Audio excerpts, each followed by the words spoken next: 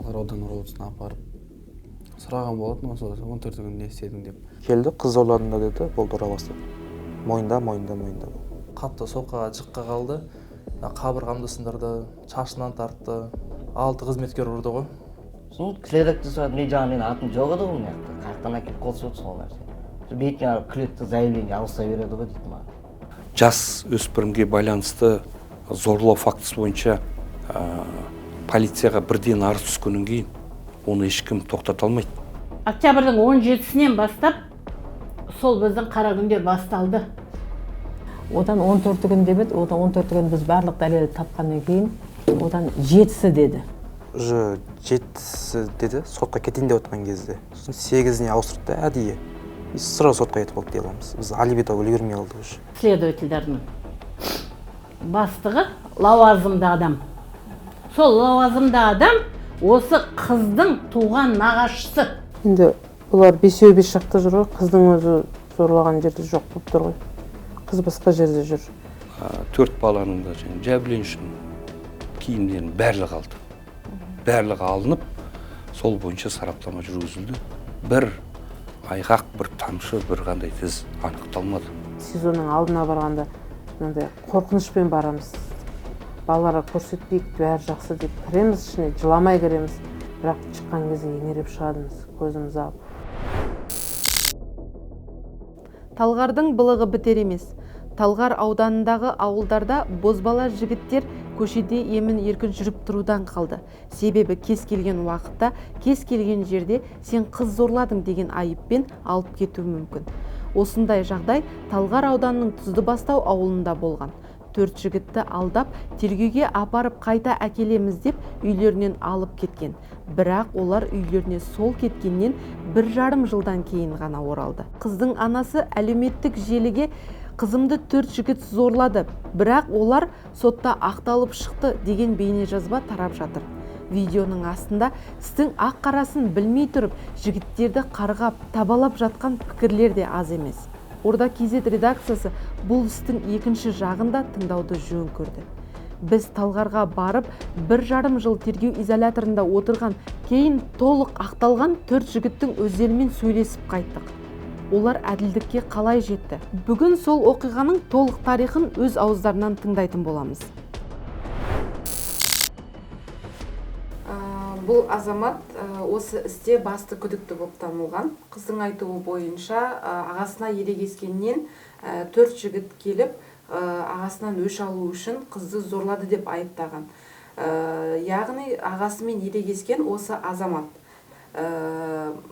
Бізге айтып берші, сол күні не болды, сені үйден қалай алып кетті? 2024-тің 17 қазанында 2 опер қызметкерлері келді. Үйге келді? Иә, үйге келді. Телефон ұрлады деді басында. Сөйтіп, телефон ұрладың, кеттік деді ровдыға. Бармайым дегенде, сол жерде күш салып бастады, есік алды. Сөйтіп, анам мен әкем шығып ажыратты. Одан кейін әкем бірге бардық ровдыға. Сөйтіп, ровдыға кіргеннен бастап әкем шыға жүрді сырттан. Сізге болмайды деді. Қандай айып тағылды сол кезде? Ішке кірдім, кіргеннен бастап отырғызып, сұрақ қойды, ұра бастады. Қыз зорладым деп, қыздың ағасы. Сол бірінші бастады ұрып. Содан кейін бір 3-4 қосылды ғой олардың араларына. Ұрды, сосын ана мойындап қойды, сен мойында. Айтасың, қазір үйіңе кете бересің деген сияқты. Сөйтіп, таңғы сағат 10-11-ден кеш сағат 9-10-ға дейін сөйтіп ұстап жүрді ғой, оның ішін айландырып. Сол уақытқа дейін тоқтаусыз ұрды ма? Иә. Біреусіге ұрып кетеді, біреусіге боқтап кетеді, солай сияқты. Сөйтіп, төртеуміз бір-бірімізге көрсетпей, ары-бері. Бірақ сендерді алып келгенде кім арыз жазған бәрін түсіндірді ме сен? Ешкім түсінген жоқ. Келді, қыз зорладың да деді, болды ұра бастады. Мойында. Тіпті тағылған айыппен де сендер таныстырған? Иә, таныстырған да жоқ. Уже соңғы жағында қыздың одастықтарын көрсетті, жеке куәлігін көрсетіп, осындай қыз зорлапсың да деп. Болды. Басқа дым айтқан жоқ. Одан кейін не болды? Одан кейін кеш сағат 9-10-да уже неге апарды? Больница. Келесіге апарды. Ондайға тексерген де жоқ. Кіргізді, өзіміз деді ғой. өзіміз деді, футболканы бір көтерді, артқа байландырды, әкелді. Қыздың ағасы келді, нағашы ағасы соңғы рет. Мойында ең соңғы рет, мойындамасаң, аяқтан тірі шықпайсың деді. Анау бар, мынау бар, мына жақта 15 жыл отқан зәк бар. Сөйтіп қамап тастады. Одан кейін 1 жыл 3 ай өтіп кетті. Сол қыздың айтуы бойынша сен ағасымен ерегескен. Иә, басында солай болды. Шынымен ерегеспедің? Онда ештеңе болған жоқ, ерегес. Қыздың ағасының өзі сотқа келді. Онда ешқандай ерегес, ешкімнен болмады деп айтты. Сотта. Ал ағасын да қызды танитын ба едің? Қыз танымаймын. Қыздың ағасын да ол да қатты. Бір ауыл болғаннан кейін көрісіп қалған кезде амандасамыз болды. Басқа артық ештеңе жоқ, ерегес. Осылай мен дейтін. Қыздың өзін де танымайсың? Қыздың өзін де. Ал жанында бірге айыптады ғой жаңағы қалған 3 жігітті. Сен солар танитын ба едің, бірге араласатын ба едің деп? Жоқ, сол бір ауылдың балалары ғой бәрі. Былай бүйтіп төртеуміз бір жерде бас қосып мүмкін емес нәрсе. Сол күні не болды? Сен қызды танитын ба едің? Жаныңда бірге айыпталған жігіттермен қандай да бір қарым-қатынасың бар ма еді? Не болды сол күні? 17-сі 2024 жылы 10 айында мені Алматы қаласында жеке тұрып жатқан пәтерімнен 2 жедел уәкілдер келіп, ештеңені түсіндірмей, қолымды бұрап, стенаға тақап, машинаға салып алып кетті. Ештеңе түсіндірген де жоқ, айтқан да жоқ. Жолда кетіп бара жатқан кезде сен қыз зорладың деп маған сұрақ қояды. Мен айтамын, мен қыз зорлаған жоқпын дедім. Ешқандай қызды танымаймын дедім. Сосын Талғардың полиция басқармасына жетеміз. Сол жаққа жеткен кезде сол жәбірленуші тарапының туған ағасы болады. Сол бізді күтіп алады да, өз кабинетіне кіргізіп сұрақ қояды, қыз зорладың ба деп қайтадан. Мен айтамын, қыз зорлаған жоқпын дедім. Сол кезден бастап ұра бастады уж. Қатты соққыға жыққа қалды. Қабырғамды сындырды, шашынан тартты, беттен ұрды, көкіректен ұрды. Полны ұрып, 6 қызметкер ұрды ғой. Қатты соққыға қалды ғой. Одан кейін біз ештеңені түсінген жоқпыз. Мен бұл балаларды вообще жақын араласпаймын, бір ауылда тұрғанмен. Жарым қатынас жоқ бізде. Бір дастарханда, бір машинада, бір көлікте де отқан жоқпыз. Біз сөйлеспейміз, біз араласпаймыз, просто өткен кезде амандасып кетеміз болды. Осымен бізге СИЗОға 1,5 жылға қамаққа жіберді ғой. Жағдай солай болды. Қызды танитын ба едің? Қызды танымаймын, өмір көрген емеспін. Ол қаяқтан шыққанын да білмеймін. Мен өзім Алматыда тұрамын ғой. Осы жақында. Не себепті жала болды деп ойлайсың? Ол нақты өзім де білмейді екен. 1,5 жыл өтті. Өзіме де әлі сұрақ қоямыз. Бірақ жауабын таба алмаймыз да. Бірақ не үшін екенін білмейміз. Өмір көрген жоқпыз ол қызды. Не үшін ондай әрекетке барды, оны вообще білмейміз. Сол үйге келдім, дос балам бар жанымда. 2 дос балам бар. Мен қызыл машинамен келдік, үй жаққа ол жақта оперлар күтіп тұр. Осы ауылда участковый әділет деген кісі күтіп тұрды. Сол машинадан түстім, амандастым, сол жерден не жағдай, не болып қалды деген. Осы болса атыңа арыз түсті деді. Не арыз деді, осы болса бір қыз зорлады деп айтып жатыр деді. Айттым, не қыз ол деді, жүрсе ровдыға барып көресің қазір деді. Айттым, қызды алып келіңдер мына жаққа дедім. Жоқ деді, соның жаңа 2 опер түсті машинасынан. Олар 2 машина болып келген ғой. Біреуі патрулькімен, біреуі жаңа жай машина, гражданка машинамен. Соның жаңа 2 опер түсті гражданка машинадан. Соны жаңа участковый сұрады, не істейсің да баланы деді.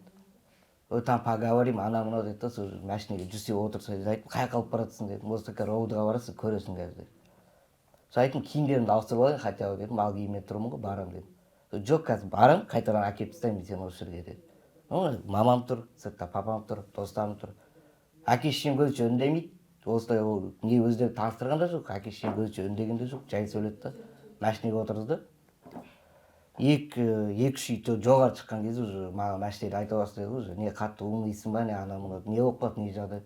Мойындайсың, басқа да нәрсені шырылдап тұрмын саған қазір. Болыпты дедім. Талғарский трассаға тоқтады, Роял Петрованың жанына. Сол машина ішінде ұра бастады, бойында деп жаңағыдай. Қыз зорлапсың ғой, мойында деп айттым, істемеген нәрсемді айтып айтсам, сендер істедің бе? Жоқ, сен істегенсің дейді. Папаң машинасы ұрлап шыққансың дей ма, үйден ұрлап айдап шыққансың деп папаң машинасын деп. Ал менде права да жоқ, ол машинайды айдамаймын деген. Өмір айдап та көрмеген машинаны. Сонымен мойында дейді сол жерде. мойында қазір бүйтем короче. Неше түрлі сөздерді айтып, болмаса қазір тауға апарып көрінді қаздырам өзіңе дейді. Айттым, мен істемеген нәрсені қайтып мойындаймын мен. Істемеген нәрсем. Ешкім айтпайды ғой, істемеген нәрсесін мен істедім деп. Істемегенін айттым, істемедім ештеңе. Сол маған айтады, 3 баланың атын айта сал дейді маған. Мен айттым, мен көзбен көрмеген нәрсені қайтып айтамын мен. Я осылар істеді деп айтайын ба мен сендерге. Айт сен солай дейді. Мен айттым, өйтіп айта алмайды екенмін. Сосын машина ішінде ұрды сол жақта. Мойындамайсың ба деді, мойындамаймын ештеңені дедім, мен ештеңе істеген жоқпын. Сосын бұл короче жанымызда тұр, тау тұр, шлагбаум тұр. Сол тауға жартылай шығады, жаңағы участковыйлар келіп қалды. Әке балам біз ровода алып кетеміз деп. Сол артқа түстіре, сол участковыйлар машинасына салып жүрді. Талғарға апарды. Талғарға апарды, жаңа қыздың ағасы. Сол жақта жұмыс істей ма, сондай екен. Оны білмеген дейді ол жақта. Сол қыздың ағасы екен. Сол следователь несіне кірдім, кабинетіне, жаңа допросты оқып отыр. Менің атым жоқ. Заявлениеде менің атым жоқ, үшеуінің ғана аты тұр. Сосын мені кабинеттен шығарып жібереді. Басқа кабинетке апарады, қыздың ағасы тұр екен сол жерде. И былай телефон қолыңа қосып алғанда, маған короче, сол жақта жай сөйлейді да, інім мойындай сал, үйте сал, бүйте сал, тыныштығын. Айттым, істемеген нәрсем қайтып мойындаймын. Мойындамайсың ба, мойындамаймын. Телефон өшіреді, сол жерде ұрады, қайтадан телефон қосып алады. Мойында деп. Жаңағы кусачки ұстап алған ғой, тырнағы. Типа, ана жерін қысып тастаймын, бүйтіп тастаймын, сөйтіп тастаймын. Типа, ауылымда андай қылып тастаймын, мынандай қылып тастаймын деп аузына келген сөзді айтып сол жерде. Айттым, мен істемеген нәрсемді қайтып айтамын, мен істедім деп.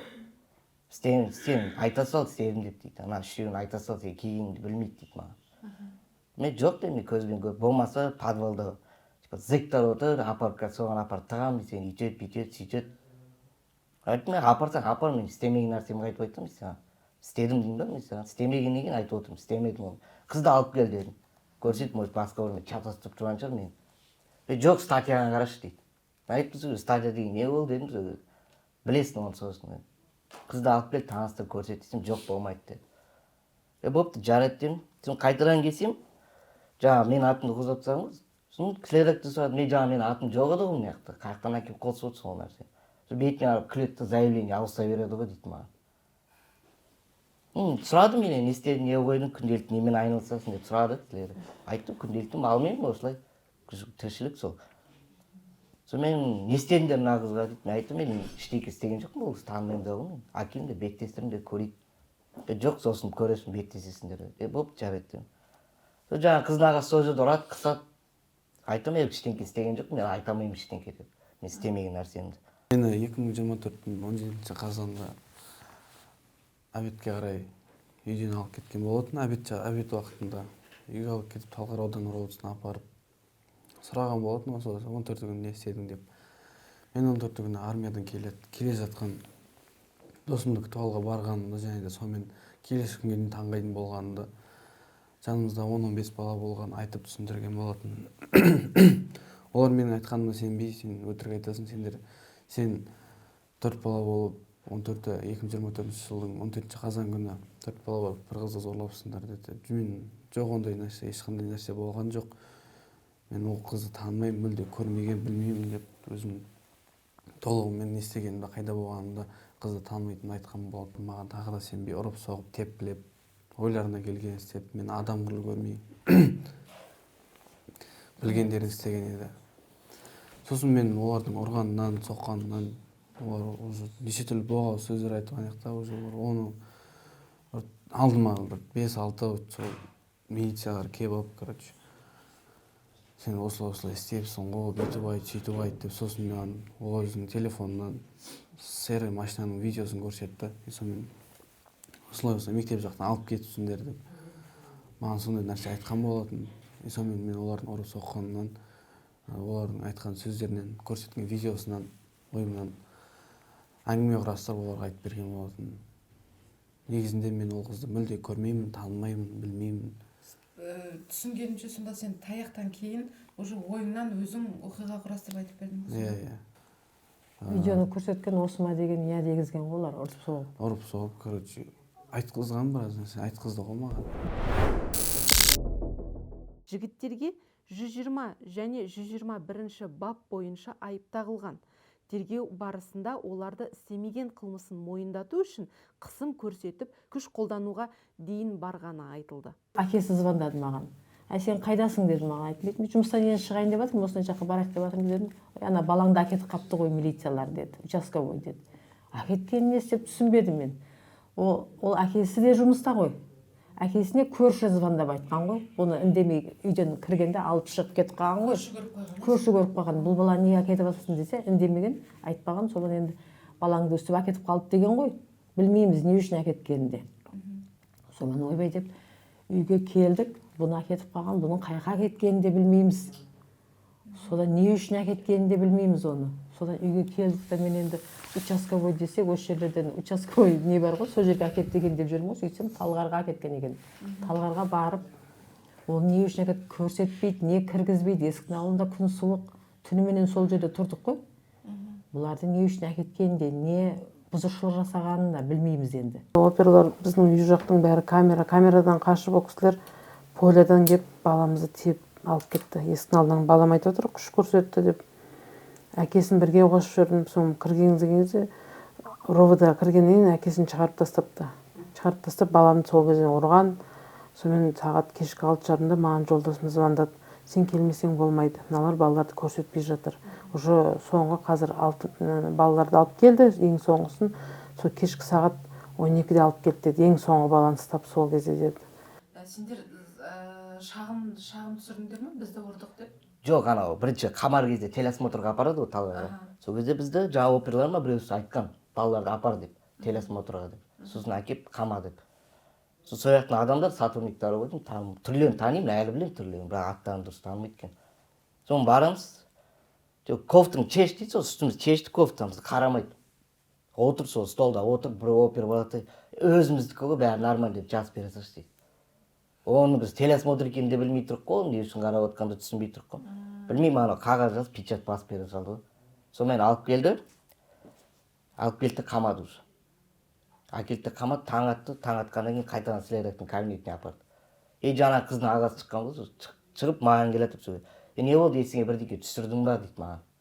Айттым, мен не түсіремін есіме дедім, істемеген нәрсемді айттым, істемедім деп. Маған десе, оны адвокат жалдаңдар, мен сендерді үйтіп тастаймын, сендерді бүйтіп тастаймын. Анау.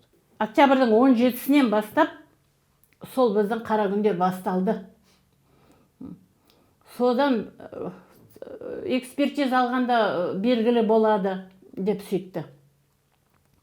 Оны жаңа жылға шейін күттік, декабрьге шейін. Барамыз, ешкім бізге жөнді жауап бермейді. Қарап жатырмыз, қарап жатқан ештеңелері жоқ. Ол жерде жаңағы осы Талғар ауданының дейді ана следовательдердің бастығы лауазымды адам. Сол лауазымды адам осы қыздың туған нағашысы. Соған енді соны көрсетіп, өзінің лауазымын пайдаланып, балама зорлық, зомбылықпенен мойындатқысы келген. Содан біз қатты қиналдық. Даже алып отырғанандай, жасап отырған экспертизасында көрсетпейді бізге, ешқайсы жауап бермейді. Қызбен беттестіру болған да жоқ. Біз сол әйтеуір барамыз, жылап еңіреп кетеміз. Ешқандай есіктен дұрыс жауап аламаймыз. Прокуратурасына барамыз, ровд-ға барамыз, екеуісінің ортасында сандалып жүрдік. Естуімше қыз бірнеше рет жаңағы датаны өзгерткен. Соны айтайын деген 14 деп айтты бірінші күні. 14 деді, сонымен 14 күні біз 2 күннен кейін бе, 3 күннен кейін бе қорғаушы жалдадық қой. Содан кейін 14 дегеннен кейін 14-не бар дәлелді жинадық. Бұның жаңа жүрген жерлерінің бәрін суреттер бар. Қазір бәрі суретке түсіп жүреді ғой балдар. Суреті бар, ана баланы, армиядан келген баланы күтіп алған, оның үйіне барып тамақ ішкен, бәрі сағатымен тұр 14 күні. Басқа балдардыңқы да солай шешіліп тұр. Одан 14 күн деп еді, одан 14 күн біз барлық дәлелді тапқаннан кейін, одан 7-сі деді. 7-сі деп ауыстырды. 7-сі деп ауыстырып еді, 7-сі күні тағы қарастырдық енді. 7-сі күн тура жаңа кафеде, тойханада болған екен бұл бала. Официант болып жұмыс істеген, ол жерде тек жаңа не бар ғой жаңағы тойда камералар бар, сол жерлер түсіп қалған, тамақ апарып атқан, нелерді қонақтарды күтіп атқандардың, жаңа обслуживать етіп атқандардың бәрі тұр суретті. 7-сі күн тағы тұр. 7-сі мен 13-нің аралығы деп. сөйтіп содан енді 8-і деді, ол 8-ін олар емес, оны тергеуші тауып берген ғой. Менің Ұзынағашта қызым бар, сол қалаға көшіп келетін болды да, үлкен дорожный сумкасы менде болатын тұғын. Соны әкеп бер деді. Мен бұған апарып бер. Жұмыста отырмын ғой енді, телефонмен жаңа сумканы апарып бер деп. Сол бойынша бұл ана апорт бар ғой, Алтын Орда жақтағы апортта қызым күтіп тұрды. Машинасымен, кішкентай қызымен. Сөйтіп бұл сол сумканы алып, жаңа әпкесіне апарып беруге кеткен ғой енді. Екі ортада бірталай жер ғой енді, автобуспен барады, енді таксимен жүрмейді ғой енді. Автобуспен барып, сол ана автобуспен баратқанда жаңағы қызым бұны видеоға түсіріп алған ғой, келіп жатқанда. Өзінің қызы жүгірген, аға деп жүгіріп, құшақтап, соның бәрін суретке түсіріп алған видеоға. Сол бізге не болып қалды. Сол кезде содан ол екеуі біраз әңгіме қылып жүрген әпкесімен, содан бұны шығарып салған, бұл автобуспен келе жатқаны, билингте де барлық нәрседе шығып тұр ол. Біздің дәлеліміз сол болды. Біз 14-не 4 баланың дәлелдерін таптық. Бізге адвокаттар 2 күн қайда болғанын, қай жерде жүргенін деп адвокаттар бізге 2 күннің ішінде дәлел тауып келіңдер деді. Біз сол кезде бүкіл дәлелдерді жинадық. Үйдің қасына бүкіл камера, баламның сағат 7-де шыққанын, кешкі 8-де кіргенін бәрі көрсетіліп тұр сол жерде. Біз енді 14-і деді, 7-сі деді, 7-сі күні біз бүкіл айыптарды тауып бердік. Сонымен түгел тауып, не қылған кезде қыз 8-іне ауыстырып тастап отыр ғой. Уже 7-сі деді, сотқа кетейін деп отқан кезде. Сосын 8-іне ауыстырды әдейі. Сразу сотқа кетіп қалды дей аламыз. Біз алиби тауып үлгермей қалдық уже. 8 октябрьға. Бірақ мобильный билингпен бәрін доказ етіп алды. Оны кім дәлелдеді? Мобильный билингпен өзіміз шығардық. Өкімет шығартып, сол жақтан сол зорлық деген уақыттарда билинговать етіп, біздікі үйде, менікі, ана балардікі бөлек-бөлек, 4-еміз 4 жақта болып тұр.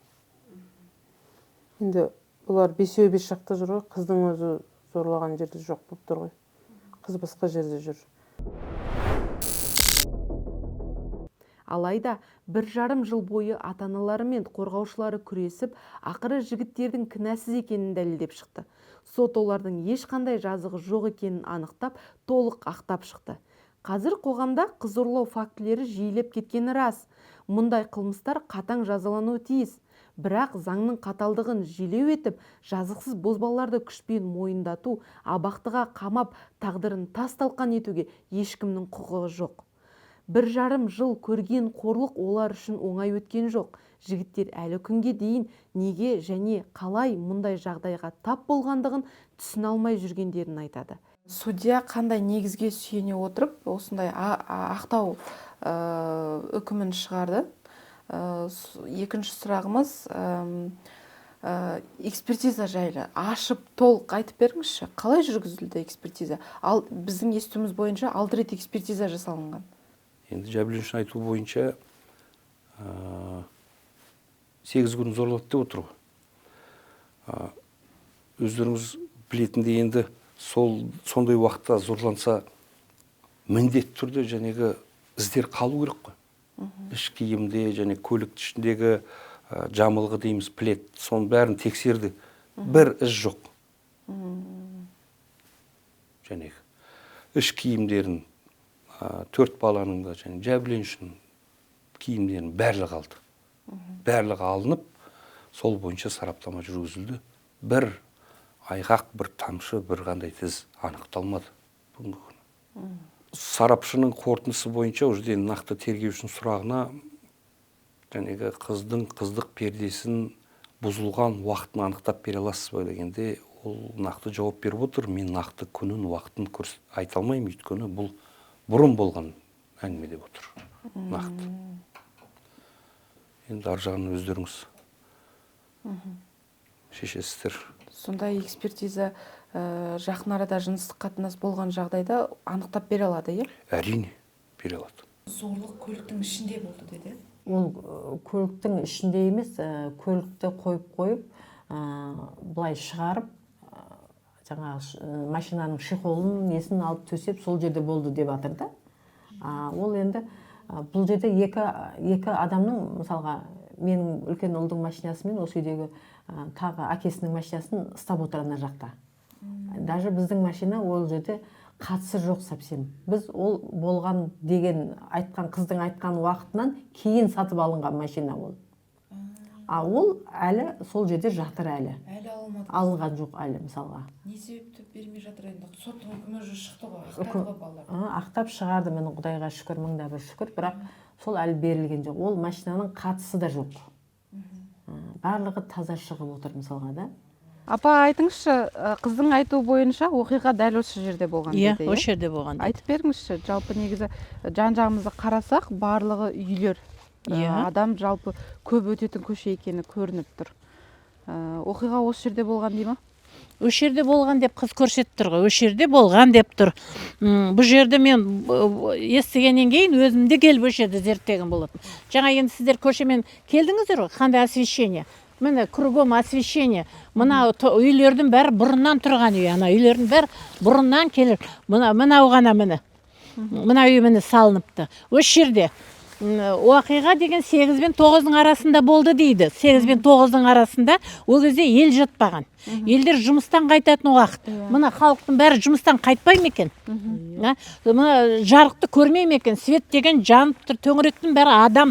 Мына жерде ойбайлап шыңғырсаң, біреу болмаса бір терезеден болса да қарайды. 4 бала 4 жақты. Аздан кейін осы жерде қыздың өзі де болмаған. Телефонда беленгісінде. Әлгі оны да анализ қылып шығарады екен ғой балалардың телефондарымен қай жерде. Сонан кейін барып уже білдіп отырмыз, лауазымды адам, жаңағы тергеушінің бастығы лауазымды адам, осының туған нағашы заинтересованный лицо болғаннан кейін біз облысқа барамыз деп жүгіндік, облысқа жалындық. Соған қарай арыз жаздық, арыздандық, жоғары жаққа арыздандық, облысқа арыздандық. Біздің немізді сіздер қарап беріңіздер, әділ шешімін сіздер жасап беріңіздер деп өтіндік. Ол да оңай шаруа болған жоқ. Бұлар оңайшылықпен бізді жіберген жоқ. Бірақ та сол жаңа жылдың алдында біз әйтеуір жеттік. Бізді облыс қарайтын болды. Жаңа жыл осы мейрамның алдында қағазымызды өткізіп, енді мейрамнан кейін уже әйтеуір облысқа барамыз, сол жерде кішкене оң көзімен қарайтын шығар, әділдігімен дұрыс болатын шығар деп, сондай үмітпен мейрамды өтті. Мейрамнан кейін бірінші күні барып, облысқа барып тұрмыз, прокуратурасында. Біздің енді қағазымыз келді ғой енді. Не болып жатыр, кім қандай тергеуші қабылдайтын болды, не болады деп жағдайымыз сұрауға барсақ, біздің қағазымызды кері алып алған Талғар қайттан. Содан қайттан Талғарға барып шуладық, неге аласыңдар деп. Неге нетпейді, сендерге біз сенбейміз, потому что бұл жерде заинтересованное лицо отыр. Сендерге сенбейміз. Бізге мына облысқа барып, облыс бізге қарап берсін, оң терісін деп. Әділдігін сояқ шешсін. Енді бүгінгі күні алдын ала тергеу барысында, одан басқа сот тергеуінде де анықталғандай бірнеше сараптамалар тағайындалды. Сол сараптамалардың барлығы теріс нәтиже берді жәбірленуші тарапқа. Өйткені көрсеткендегі айғақтардың барлығы жоққа шығарылды. Сот медициналық сараптама дейміз, оның ішінде сот биологиялық, сот генетикалық сараптамалардың барлығы көрсетпеді. Одан басқа сот тергеу барысында да, және алдын ала тергеу барысында да біздің балалардың берген жауаптарына сәйкес, орысша айтқанда алиби дейміз ғой. Сол алибилердің барлығы дұрыс болып шықты. Нақты уақытымен ол бойынша бейне камераға түскен айғақ недер бар. Одан басқа ішінде ақталған бір азаматқа байланысты, нақты соңғы тоқтаған уақытысына байланысты, сол уақытта сол жігіт апорт сауда орталығында сол уақытта болғаны анықталып отыр. Дәл ылғидағы осындай қылмыс бойынша сот медициналық сараптама тағайындалады. Ол бойынша 17 күні нақты барып, сот медициналық сараптама өткен кезде жәбірленуші қыздың үстінде ешқандай бір жарақат анықталмайды. Ол негізге түседі, одан кейін бір аптадан кейін сот тергеуіне келіп, сот сарапшы келіп айтқан жауабына байланысты сот енді соған қарап несі жетті ғой деймін, жәнегіндей көз жетті. Өйткені жалған ақпарат келіп жатқан. Өйткені бір аптадан кейін, алғаш сараптама өткеннен кейін, бір аптадан кейін үстінен көгерген іздер пайда болады. Сол бойынша біз сот тергеуіне сарапшыны шақырып осы бойынша сұрақ қойғанда өзі де аң-таң болды. Мен де білмедім дейді, қайдан шыққан пайда болған.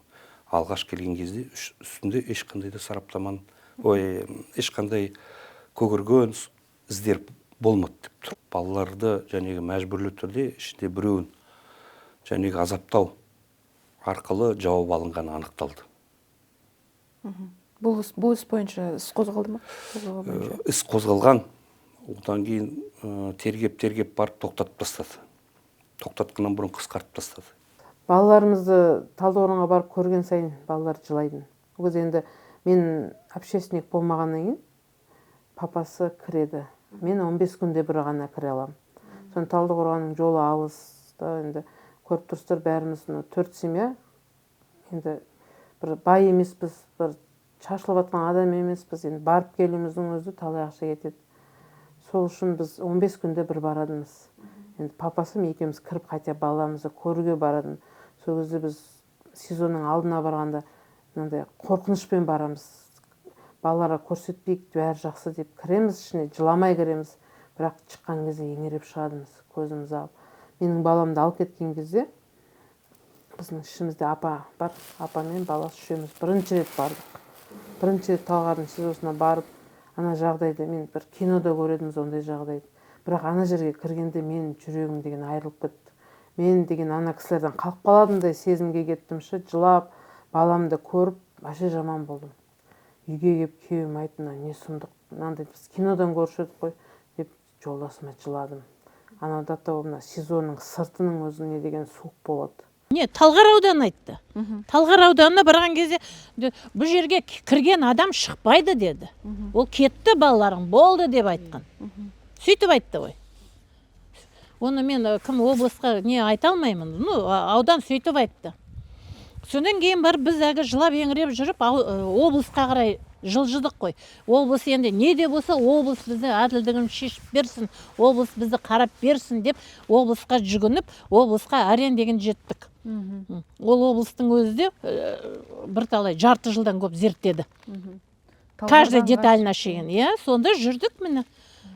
Тергеуде жасырын түрде жәнегі тергеу амалдары жүргізіледі. Негласный следственный действие, соның ішінде жәнегі внутрикамерная разработка дейді. Адам қамауда отырғаны, соның ішіне адамды отқызады, агент дейміз. Бүркіншек дейді. Ол жерге тоқтап кеткім келеді, бүркіншекті тергеушілер қолданып, сол кісіні отқыздық дейді. Ол бойынша біз одан кейін іспен, қылмыстық іс бітіп, сол танысу барысына біз көзіміз жетті, бүркіншек қолданған екен. Содан кейін сол бойынша сот тергеуінде тергеу барысында сол бүркіншекті алып келді. Нақты өзім қойған сұрақтарыма жауап бере алмады. Соның ішінде жәнегі айтып отырған баламен сөйлестім деп отыр, бір абақтың ішінде, бір камерада. Маған осыны әңгіме айтты, бүйтті, сөйтті дейді. Мен нақты сұрақ қоям, айтып беріңізші, не туралы десем, әртүрлі әңгімелер кетті, соның ішінде тоқтап кету керек. Содан кейін сұрақ қойдық. Кіммен отырдыңыз сіз? Нақты бет әлпетін сипаттап беріңіз десек, мүлдем басқа адамды сипаттап берді ғой. Дене пішін, жәнегі шашын, тік шаш, сары түсті деп. Нақты сол жерде болған адам, бала, бой кішкентай, қара торы жігіт, шашы бұйра. Қара торы жігіт. Киімін мүлдем басқа адам нетіп, содан кейін сот құрамас. Соның ішінде өзімді өтініш білдірдім. Сотқа жәнегі осы іс бойынша нақты бүркіншекке байланысты. Сын көзбен қарап, сол тұлғаға қатысты жеке қаулы шығаруын тағы да өтініш білдірдік, бірақ ол да біздің жәнегі өтінішіміз назарсыз қалып отыр. Оны біз енді қарсы пікірге тікелей көрсетіп, енді бүгінгі күні үміт артып отырмыз. Екінші сатыдағы апелляциялық сот алқасына сол бойынша тиісті жәнегі қорытынды жасайды деген дей үмітте отырмыз. Мына тергеу барысында нақты менің қорғауымдағы баланың және басқа балалардың көрсетілімдеріне байланысты олардың айтуы бойынша келген кезде 2 бала атып шықты дейді. Олар танып отыр, сол ауылдың баласы екен. Солар көп ұзамай 1 аптаның ішінде екеуі де әскерге жол тартып кетеді. Жастар біразға жетіп қалған, бұрын әскерден қашып жүрген балалар бірден әскерге кетіп қалады. Олардың осы іске қатысы бар деп ойлайсыз? Мен енді үйтіп нақты айта алмаймын. Бұл балалардың айтуы бойынша деймін. Былай айтқанда рандомно дейді ғой. Өйткені жас өспірімге байланысты зорлау фактісі бойынша полицияға бірден арыз түскеннен кейін оны ешкім тоқтата алмайды. Сондықтан олар мен енді өз пікірім. Енді бірақ та заң бар екен, Құдайға тәуба. Шүкіршілік қылам, Құдайға тәуба. Бір кезде қорқып күпірлік қалған болатым, заң жоқ шығар, осындай шығар деп. Потому что заңды жоқ деп мен неге ойладым? Потому что біз жаңағы Талғар районының лауазымды адамдары осылай істегеннен кейін мен енді заң жоқ дедім. Бірақ та әйтеуір жылап еңіреп жүріп облысқа өтіп, сол жер жанымызда алып қалды. Әділдікті солар тауып берді бізге. Ол кісілердің де зерттеу оңай болмады. Біздің деген сөзімізді ол жерде де бет албатты тыңдамады ешкім. Біздің сөзімізді қажет етпейді, өздері тексереді ғой. Әйтеуір міне әділдігіне жеттік. Балаларымыз деген таза ақталып шықты. Қазіргі таңда негізі зорлау ісі көп болып кетті ғой, кәмелетке жасқа толған болсын, толмаған болсын. Енді біз осы іспен барлық қыздарды немесе барлық жігіттерді бір кінәсіз деп айтқымыз келіп отырған жоқ. Десе де, бірақ сіздің практикаңызда бар ғой, осындай жазықсыз балалардың сотталып кеткен. Осы тұрғыда қоғамда қандай шара қолдану керек, немесе тергеу бөлімін бір өзгеріс енгізу керек шығар. Сіз өзіңіз адвокат ретінде айтыңызшы, практикаңызға сүйене отырып. Түсініп отырмын. Бүгінгі күні өзім осы істі жүргізуіме байланысты және комментарийларын оқып отырмын. Және біздің халықтың, қоғамның ішіндегі барлығы түсінбегендіктен әртүрлі нелерді жазады, жәнегі пікірлерін, соның ішінде оңбаған, мынау адвокаттар, судьяларға тіл тигізіп жатады. Сондықтан мен абай болуларыңызды сұраймын, өйткені нақты істің ішінде не болып жатқанын білмегендіктен сол жәнегі енді сіздерді дұрыс деп ойлаймын, біздің балалар шығып өздерін қоғам алдында беріп отырған жауаптарына. Соның ішінде өзімді келіп міне арнайы сіздердің қойылған сұрақтарыңызға жауап бергім келеді. Бұл жерде енді біз қорғаушылар өз жұмысымызда біз таңдамаймыз. Жәнегі адам өлтіру фактісі болсын, және есірткі тасымалдау, басқа да жәнегі зорлау фактілері бойынша қорғаған кезде біз таңдамаймыз кімді қорғайтынымызды. Бізде басқа мақсат, жәнегі антқа сәйкес біз әр адамның біріншіден заң жүзіндегі біздің ата заңда белгіленген құқығын қорғау адамның. Соның ішінде жәнегі жазалау барысында неғұрлым жәнегі жазасын жеңілдетуге тырысамыз. Ал бүгінгі күні осы факт бойынша нақты сот құрамы, соның ішінде біз де бармыз сот құрамы ішінде. Барлығымыз жәнегі көзіміз жеткені балалардың бұл жерге ешқандай қатысы жоқ, орын болмаған. Қылмыс жасалған болса, ол міндетті түрде жазалану керек. Бірақ жазықсыз адамды қылмыскер етіп көрсету үлкен әділетсіздік. Талғардағы бұл іс 4 жігіттің тағдырын 1,5 жылға өзгертіп жіберді. Сот олардың кінәсіз екенін анықтап, ақтап шықты. Бірақ өткен уақыт пен көрген қорлық үшін кім жауап береді? Ең бастысы, қоғам кез келген істі эмоциямен емес, ақиқатпен бағалауы керек. Ал біз бұл істің барлық қырын көрсету үшін жұмысымызды жалғастырамыз. Орда КЗ әділдік пен шындық жағында.